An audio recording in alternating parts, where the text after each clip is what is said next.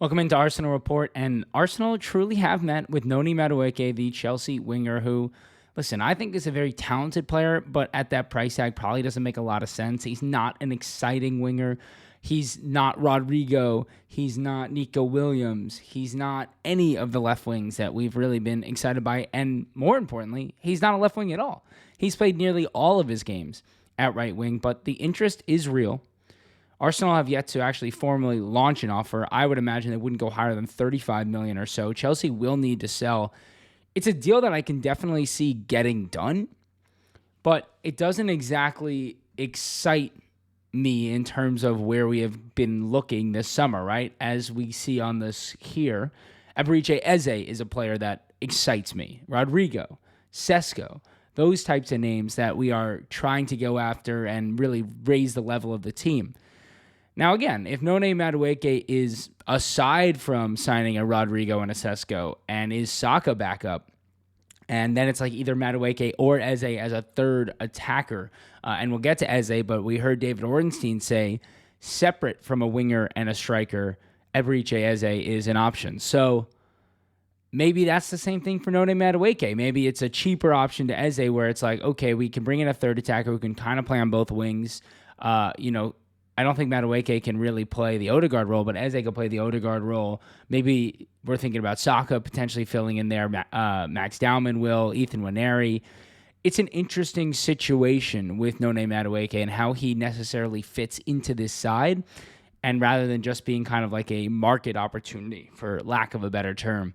So definitely want to keep an eye on, and I think we'll get a little bit more clarity as this week goes on where Madueke is. But I have been told from pretty good account that Arsenal definitely have met with him. They're definitely interested in him, but there has been no bid launch. So Pletigo is way early to the punch there. There has not been a bid launch, and I would imagine they'll wait to see how some things unravel and how they roll out. And it's just a different way of going about business than we're used to as Arsenal fans. We're having a lot of options out there in the open. We're making sure that we're not going to get to the end of the window not getting these players in. So they're just keeping tabs on players when, if option 1 doesn't work, option 2 doesn't work, it's not complete panic. That's really how I see Noni Madueke. And I've already talked a little bit about Eberechi Eze, but as David Ornstein said, and as Arsenal fans should be quite excited by, this signing is one they're looking at separate from a winger and a striker. Eberechi Eze could potentially be Odegaard backup, and more excitingly, a number 10. And I've been saying this all summer long. Arsenal are moving to a true number 10, and Odegaard does not fit in there. Odegaard is not a number 10. So as much as I think Ethan will play number 10, Max Dowman will probably play some number 10 in the future, we don't have a player ready-made to step in as a number 10. If Rice and Zubimendi are playing in a pivot, you need to have a number 10, and that's not Odegaard.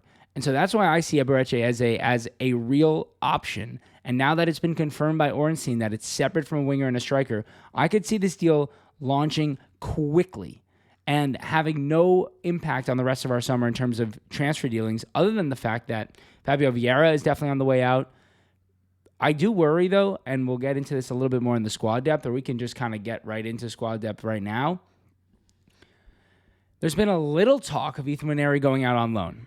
Now, I'm not totally opposed to that, but I do worry about kind of what it does to his mindset. He's always been one of the best players, well above his age group.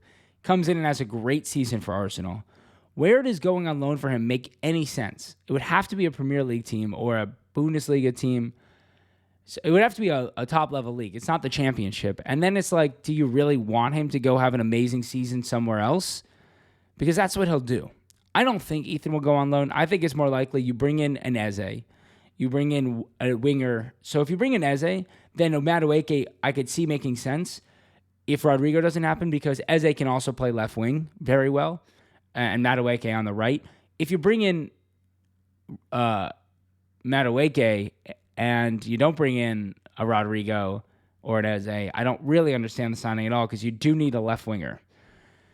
And then if you do bring Madueke, Eze, and a striker in, either way, if you bring Madueke and Eze in, or Rodrigo and Eze, whatever it might be, you do need to sell one of your wings. So that means Trossard or Martinelli has to be on the way out.